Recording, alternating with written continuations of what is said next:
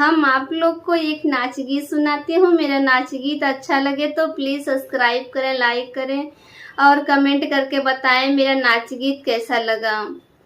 कोयल बोले बार बार जियरा लागैना हमार, कोयल बोले बार बार जियरा लागैना हमार, कहिया बदिलदार नाई हरवा में, कहिया बदिलदार नाई हरवा में।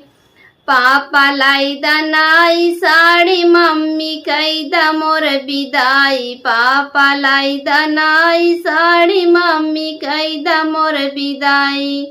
हम तो बना रहा बनाई हरवा में, हम तो बना रहा बनाई हरवा में, कहिया बदिलदार नाई हरवा में, कहिया बदिलदार नाई हरवा में।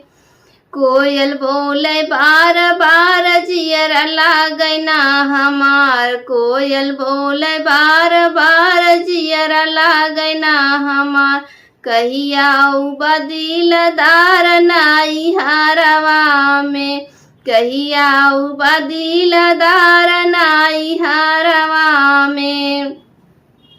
चाचा लाई द जौनपुरिया साड़ी, चाची कई द मोर विदाई, चाचा लाई द जौनपुरिया साड़ी, चाची कई द मोर विदाई। हम तो बना रहा बनाई हरवा में, हम तो बना रहा बनाई हरवा में, कहिया बदिलदार नाई हरवा में, कहिया बदिलदार नाई हरवा में।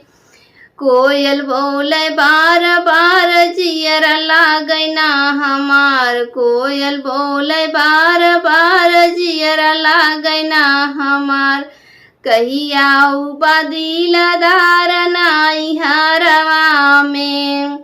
भैया लाई द राजस्थानी साड़ी, भाभी कई द मोर विदाई, हम तो बना रहा बनाई हरवा में, हम तो बना रहा बनाई हरवा में, कहिया बदिलदार नाई हरवा में।